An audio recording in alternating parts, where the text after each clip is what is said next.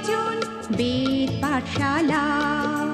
রীতি দুয়ার দাও খুলে করো শ্রবণ, প্রভুরই এই বচন বেদ পাঠশালা। নমস্কার, শুরু করছি এক বাইবেল অধ্যয়নমূলক অনুষ্ঠান বেদ পাঠশালা। এই অনুষ্ঠানের মাধ্যমে আপনি জানতে পারবেন ঈশ্বরের বাক্য, পবিত্র বাইবেলের নিগূঢ় তত্ত্ব। তাহলে শুনুন আজকের অনুষ্ঠান বেদ পাঠশালা।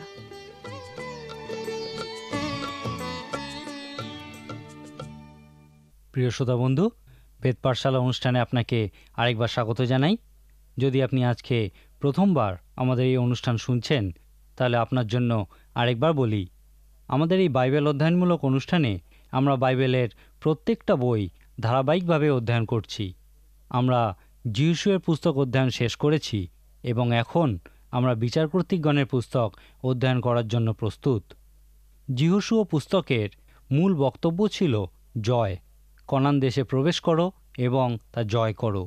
বিচারকর্তৃগণ পুস্তকে আমরা এই বিষয়ে একটা সমস্যা দেখি যে সেই ইসরায়েলীয়রা কনান দেশে বসবাসকারী সব জাতিকে পরাজিত করতে পারেনি, কিন্তু সেই সমস্ত জাতি যাদেরকে তারা পরাজিত করতে পারেনি, তারা সেই ইসরায়েলীয়দেরকে অনেকবার পরাজয় স্বীকারে বাধ্য করেছিল।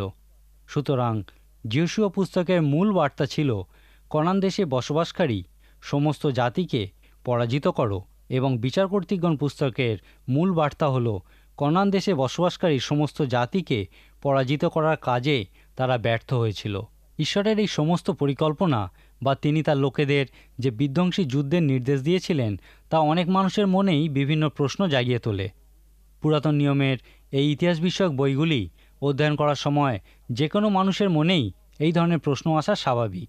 সুতরাং আমার মনে হয় বিচারকর্তৃগণ পুস্তক অধ্যয়ন শুরু করার আগে আমাদের উচিত এই বিধ্বংসী যুদ্ধের বিষয়ে একটা পরিষ্কার ধারণা তৈরি করা। এতক্ষণ যাবৎ আমরা যে প্রশ্নের কথা বলছিলাম, সেই প্রশ্নটি হলো, আমরা আজকে যে ঈশ্বর সম্বন্ধে জানি, কিভাবে সেই ঈশ্বর এই ধরনের বিধ্বংসী যুদ্ধের নির্দেশ দেন? এই প্রশ্নটিতে যুদ্ধ সম্পর্কেই সবথেকে বেশি জোর দেওয়া হয়েছে। যুদ্ধ কি বাইবেল সম্বন্ধীয় কোনো ধারণা, অথবা যুদ্ধ কি অনুচিত বা অন্যায্য কোনো বিষয়?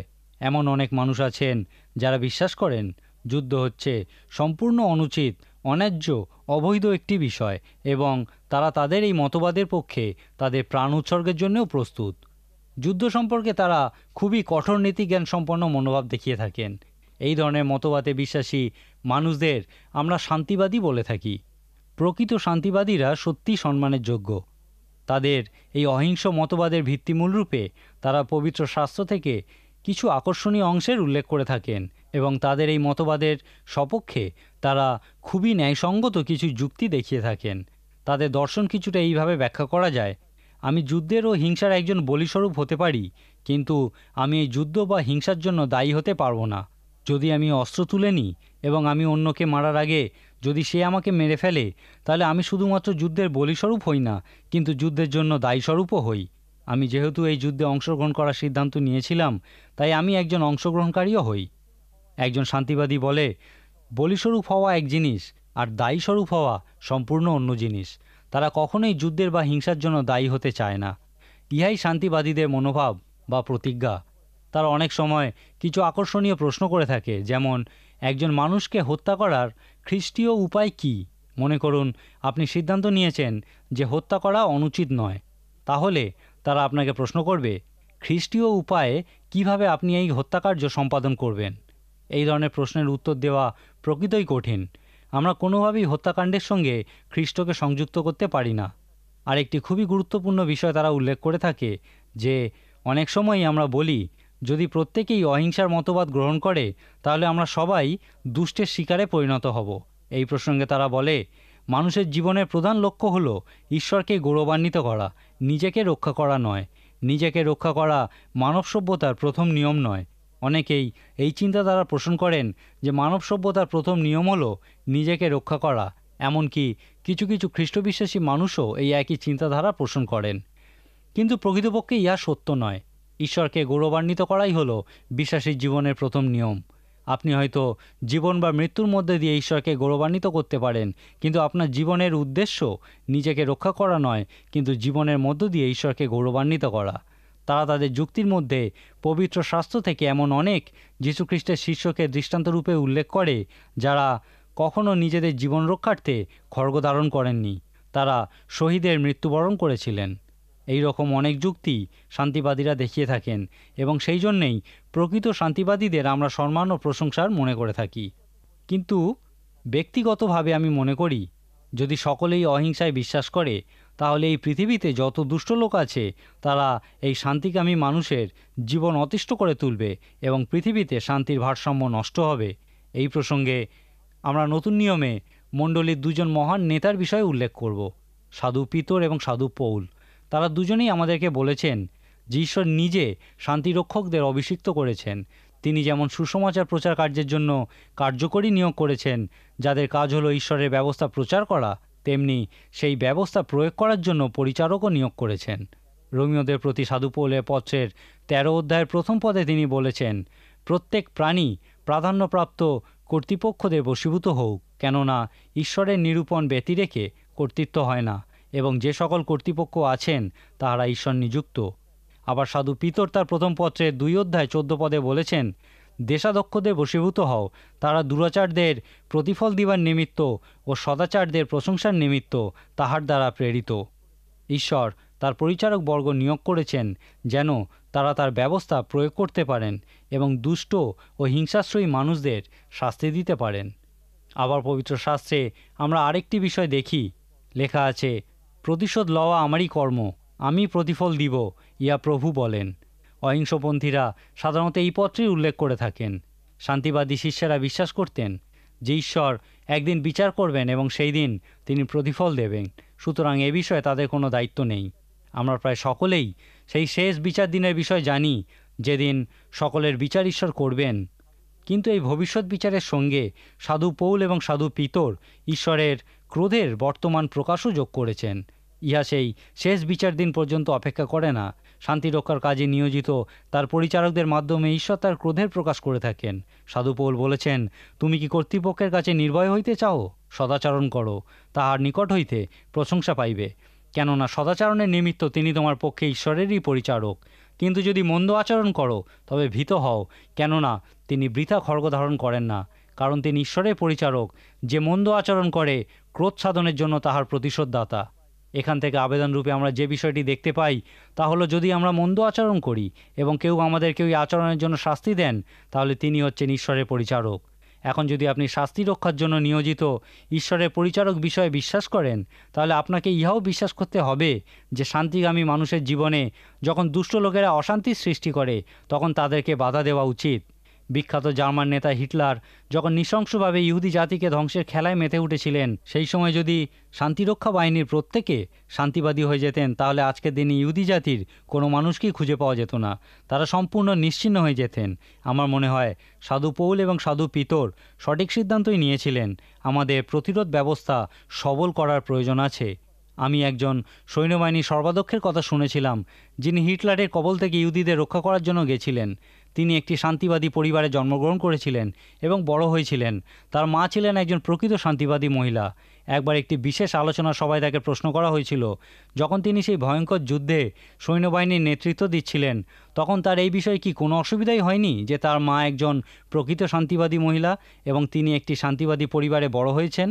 তখন তিনি উত্তর দিয়েছিলেন, প্রথম আমার একটু অসুবিধা বোধ হয়েছিল, কিন্তু যখন আমি প্রথমবার সেই নাৎসি বাহিনীর তৈরি মৃত্যু শিবির দেখলাম, যেখানে তারা ইহুদিদের বন্দি করে রাখত, তারপর থেকে শান্তিবাদ আমাকে আর কোনো অসুবিধাতেই ফেলতে পারেনি। সেখানে আমি এই সিদ্ধান্তে পৌঁছেছিলাম যে নাৎসিবাদ হচ্ছে সমাজের কাছে ক্যান্সারের মতো এবং ইহাকে কেটে ফেলে দেওয়াই হচ্ছে সর্বপ্রথম কর্তব্য। সেই মৃত্যু শিবির পরিদর্শনের পরই আমার মন থেকে যুদ্ধের প্রয়োজনীয়তা সম্পর্কে সমস্ত দ্বিধা দূরীভূত হয়েছে। এখন আপনি যদি সেই সৈন্যবাহিনীর সর্বাধ্যক্ষের মতো একই মতবাদে বিশ্বাস করেন, অর্থাৎ আপনি যদি বিশ্বাস করেন যে এই পৃথিবীতে উপস্থিত দুষ্ট লোকেদের উপর ঈশ্বর তার ক্রোধ এখনই প্রকাশ করতে চান, তাহলে আপনাকে শান্তি রক্ষার উদ্দেশ্যে নিয়োজিত ঈশ্বরের পরিচারকদের উপর বিশ্বাস করতে হবে, অর্থাৎ আপনাকে সামরিক শক্তিতে বিশ্বাস করতে হবে। এখন প্রশ্ন হলো, যদি আপনি যুদ্ধে বিশ্বাস করেন, তাহলে আপনি কি সম্পূর্ণ বিধ্বংসী যুদ্ধে বিশ্বাস করেন? আমরা এমন অনেক যুদ্ধের বিষয় শুনে থাকি যেগুলি তাদের চূড়ান্ত পরিণতির আগেই শেষ করে দেওয়া হয়েছিল, অর্থাৎ সেক্ষেত্রে বিধ্বংসী যুদ্ধ হয়নি, কিন্তু ইতিহাস বলে যে ঠিক যে কারণে বা যাদের মধ্যে এই যুদ্ধ সংগঠিত হয়েছিল, পরবর্তীকালে ঠিক একই কারণে আবার যুদ্ধের প্রয়োজন হয়েছিল। এই প্রসঙ্গে আবার একজন বিখ্যাত সৈন্যদক্ষের কথা বলি, যিনি যুদ্ধ সম্পর্কে একটি সুন্দর মন্তব্য করেছিলেন।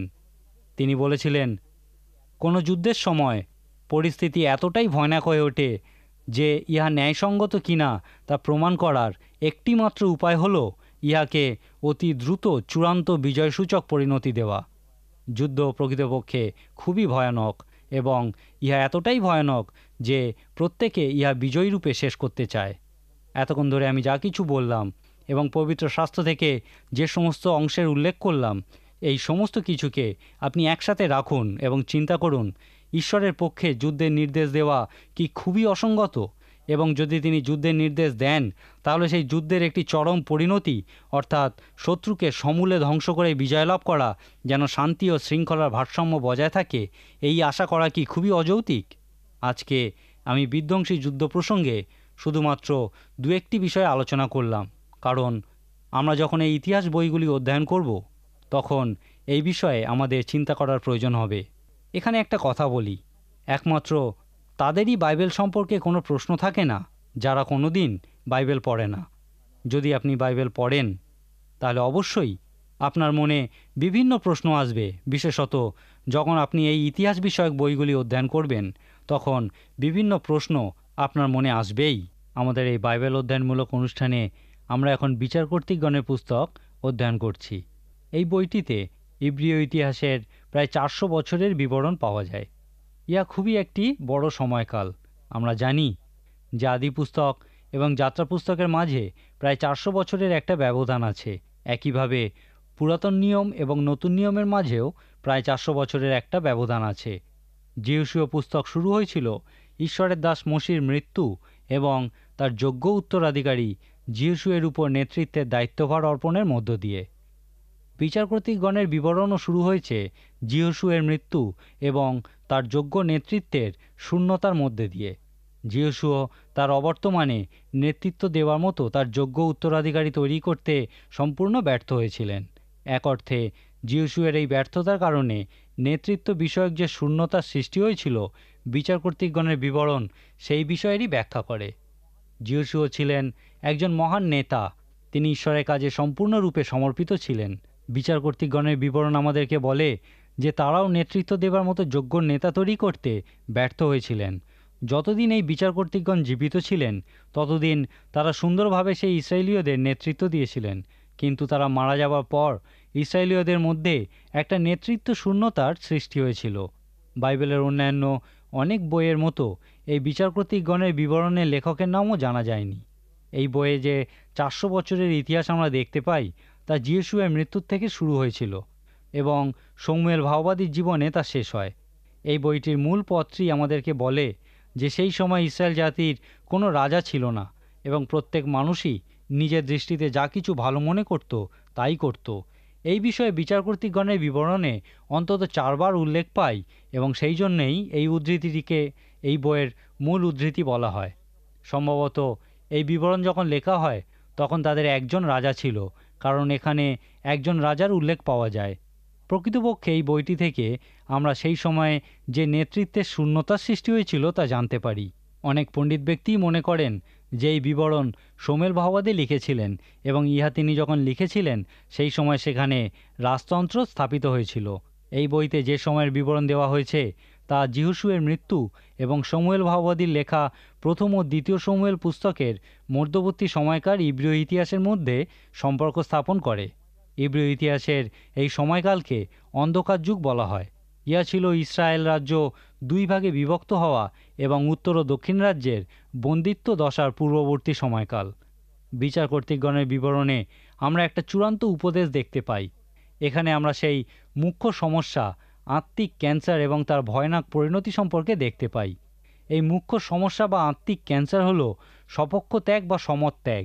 আপনার নিশ্চয়ই মনে আছে যে যিহোশূয় পুস্তক যখন আমরা অধ্যয়ন করছিলাম, আমরা দেখেছি যে এই পুস্তকের শেষে সেই ইসরায়েল জাতি ঈশ্বরের উপরে বিশ্বাসে স্থির থাকার সিদ্ধান্ত নিয়েছিল।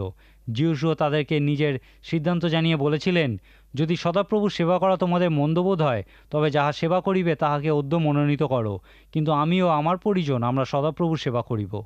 তখন সেই ইসরায়েলীয়রা উত্তর করে বলেছিল, আমরা যে সদাপ্রভুকে ত্যাগ করিয়া অন্য দেবগণের সেবা করিব, তাহা দূরে থাকুক, আমরাও সদাপ্রভু সেবা করিব, কেননা তিনি আমাদের ঈশ্বর। তারা সদাপ্রভু ঈশ্বরকে তাদের জীবনে প্রথম স্থান দেওয়ার সিদ্ধান্ত গ্রহণ করেছিল এবং তার বাধ্য হয়ে চলার অঙ্গীকার করেছিল। এখন স্বপক্ষ ত্যাগ বা সমত্যাগকে সাধারণভাবে আমরা এইভাবে ব্যাখ্যা করতে পারি যে, মনে করুন আপনি কোনো সিদ্ধান্ত নিয়েছেন, যেমন সেই ইসরায়েল সন্তানেরা ঈশ্বরে স্থির থাকার সিদ্ধান্ত নিয়েছিল, কিন্তু পরে আপনি আবার অন্য একটি সিদ্ধান্ত নিলেন এবং আপনার পূর্বের সিদ্ধান্ত থেকে সরে গেলেন। ইহাকেই স্বপক্ষ বা সমত্যাগ বলে। এই বিচারকর্তৃগণের বিবরণে আমরা দেখতে পাই যে তারা 7 বার এই স্বপক্ষ বা সমত্যাগ করেছিল। এখন আমি এই ইতিহাসের আবর্তন, যা বিচারকর্তৃগণের বিবরণে 7 বার উল্লেখিত হয়েছে, সেই সম্পর্কে আলোচনা করব। মনে করুন এই সমস্ত ঘটনাবলীকে চক্রাকারে কোনো ঘড়ির সময় অনুযায়ী রাখা হলো। আমরা দেখব ঠিক 12টার সময় তারা ঈশ্বরকে তাদের জীবনে প্রথম স্থান দিয়েছিল। তারা সেই সময় ঈশ্বরে বিশ্বাসে স্থির ছিল, কিন্তু 1টার সময় তারা সমত্যাগ করেছিল। তারা ঈশ্বরে স্থির থাকার প্রথম যে সিদ্ধান্ত নিয়েছিল তা থেকে ফিরে দাঁড়িয়েছিল, ঈশ্বরকে তাদের জীবনে সর্বপ্রথমে স্থান দিতে ব্যর্থ হয়েছিল।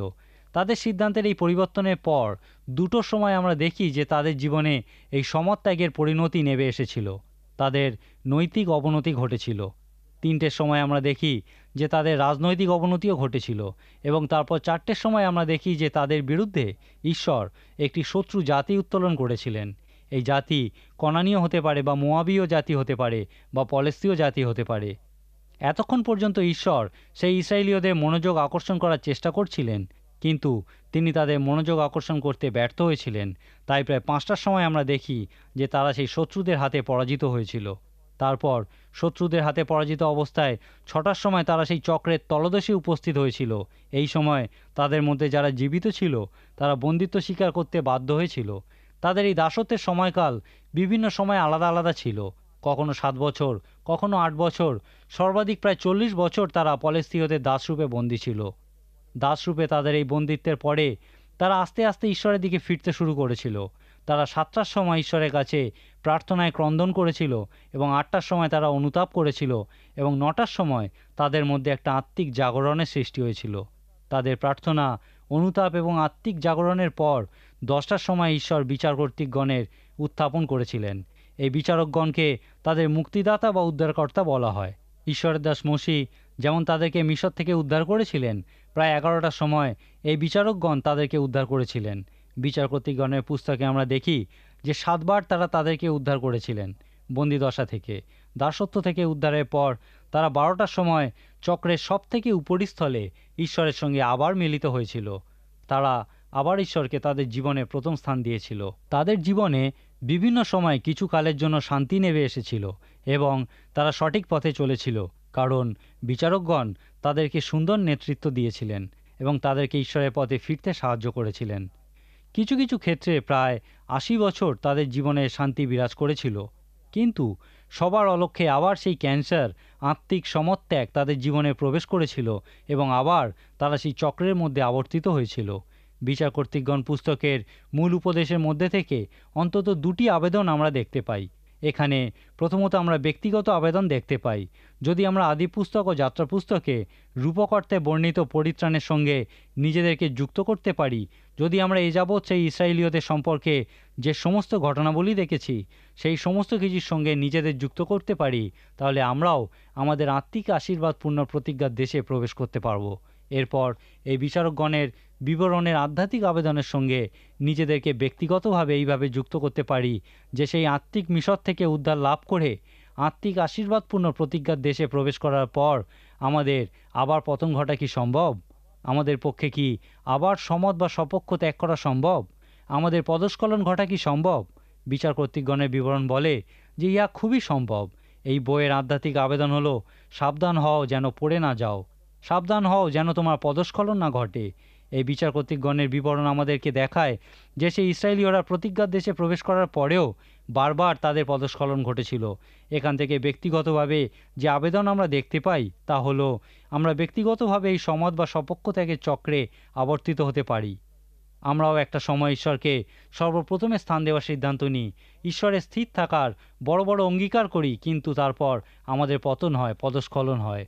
যখন এই ঘটনা আমাদের জীবনে ঘটে তখন তার পরিণতিও আমরা আমাদের জীবনে দেখতে পাই। সেই জন্য সাধু পৌল সাবধান করে বলেছিলেন, যে মনে করে আমি দাঁড়াইয়া আছি সে সাবধান হোক, পাছে পড়িয়া না যায়।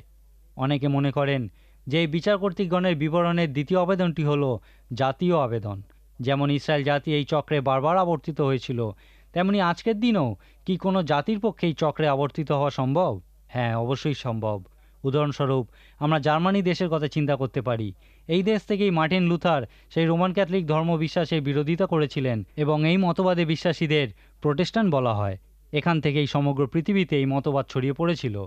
কিন্তু পরবর্তীকালে আমরা দেখি জার্মানি সমত ত্যাগ করেছে। তারা ঈশ্বরকে যুক্তি, তর্ক, মানবতার মধ্যে দিয়ে প্রমাণ করতে চেয়েছে এবং এর পরিণতি ভোগ করেছে। অনেকেই বিশ্বাস করেন এই ধরনের ঘটনা অন্যান্য অনেক দেশে ঘটেছে। উদাহরণস্বরূপ আমরা পবিত্র ভূমির কথা চিন্তা করি। একসময় ঈশ্বর প্রধানত এখান থেকেই তার কাজ করতেন, কিন্তু পরবর্তীকালে তিনি তাদেরকে ছেড়ে চলে গেছিলেন, কারণ তারা তাদের সমত ত্যাগ করেছিল এবং তার পরিণতি তারা ভোগ করেছিল। আপনার নিশ্চয়ই মনে আছে, যীশুখ্রিস্ট যখন সেই খরজুর পত্রের রবিবারে জেরুসালেমে এসেছিলেন, তখন সেখানকার ধর্মগুরুদের তিনি কি বলেছিলেন? তিনি তাদেরকে বলেছিলেন, যদি তোমরা ঈশ্বরের রাজ্যের ফল দিতে না পারো, তাহলে তোমাদের নিকট হইতে ঈশ্বরের রাজ্য কাড়িয়া লওয়া যাইবে এবং এমন এক জাতিকে দেওয়া হইবে যে জাতি তার ফল দিবে। এখানে প্রকৃতপক্ষে তিনি বলতে চেয়েছিলেন, ঈশ্বর সেই জায়গা থেকে তার প্রধান কার্যস্থল সরিয়ে নেন যেখানে তার রাজ্যের ফল পাওয়া যায় না। যীশুখ্রিস্ট বলেছিলেন, ঈশ্বরের প্রতি অঙ্গীকার হলো প্রস্তরের উপর পড়ার সদৃশ্য, আর এই প্রস্তরের উপর যে পড়িবে সে ভগ্ন হইবে, কিন্তু এই প্রস্তর যাহার উপর পড়িবে তাহাকে চুরমার করিয়া ফেলিবে। আপনি কি জানেন আজকে পৃথিবীতে সবথেকে বড় মণ্ডলী কোথায় আছে? সবথেকে বড় মণ্ডলী আছে কোরিয়াতে। ঈশ্বরের পক্ষে কি তার প্রধান কার্যস্থল কোরিয়াতে বা অন্য কোনো দেশে স্থানান্তরিত করে সেখান থেকে কয়েকশো বছর পর আবার তার কাজ পরিচালনা করা সম্ভব? অনেকে মনে করেন এই বিষয়গুলি আমরা এই বিচার কর্তৃগণের বিবরণ থেকে জানতে পারি। সেই চক্রের সময় অনুযায়ী আপনার আত্মিক জাগরণের জন্য 6টা পর্যন্ত অপেক্ষা করার আর প্রয়োজন নেই। আপনি যে কোনো সময়ে জীবনের যে কোনো পরিস্থিতিতে ঈশ্বরের দিকে ফিরে আসতে পারেন। আপনার জীবনে সেই সমস্ত ভয়ানক ধ্বংসাত্মক পরিণতি নেমে আসার আগেই ঈশ্বরের কাছে ফিরে আসুন। বিচার কর্তৃগণের বিবরণের ইহাই হলো মূল উপদেশ। এই উপদেশই বিভিন্ন প্রচারকেরা বারবার আমাদের স্মরণ করিয়ে দেন। আমাদের প্রত্যেকের আত্মিক জাগরণের প্রয়োজন এবং একমাত্র আত্মিক জাগরণের মধ্য দিয়েই আমরা বিভিন্ন বিপর্যয় এড়িয়ে যেতে পারি। কিন্তু যদি আত্মিক জাগরণ না থাকে, ঈশ্বরের দিকে ফেরার কোনো প্রচেষ্টা না থাকে, তাহলে শীঘ্রই আমরা নিজেদেরকে সেই চক্রের তলদেশে দেখতে পাব।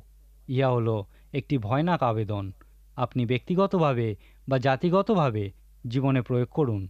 ঈশ্বর চান আপনি যেন তার সাথে সেই চক্রের উপরিস্থলে 12টার সময় উপস্থিত থাকেন, অর্থাৎ তার প্রতি বাধ্য থাকেন, তাকে জীবনের প্রথম স্থানে রাখেন। ইহাই হলো বিচার কর্তৃগণ পুস্তকের মূল উপদেশ। আজকে আমি এখানেই শেষ করব। আশা করব পরের দিন আবার আপনি আমাদের এই অনুষ্ঠানে উপস্থিত থাকবেন। ঈশ্বর আপনার মঙ্গল করুন। প্রিয় শ্রোতা বন্ধু, বেদ পাঠশালা অনুষ্ঠানটি কেমন লাগলো এবং আপনি যদি বিনামূল্যে বাইবেল অধ্যয়ন সহায়ক পুস্তিকা পেতে চান, তাহলে পত্রের মাধ্যমে, ইমেলে অথবা ফোনে আপনি আমাদের সাথে যোগাযোগ করতে পারেন। আমাদের ফোন নম্বর হল 24380045। ইমেলের জন্য লিখুন bengalivp@radiovv.org। শেষে জানাই আমাদের ঠিকানা বেদ পাঠশালা, পোস্ট বক্স নম্বর 16925, কলকাতা 700034। আমাদের আরেকটি ঠিকানা হল বেদ পাঠশালা, জিপিও বক্স নাম্বার 87, শিলিগুড়ি 1। তাহলে আবার দেখা হবে। নমস্কার।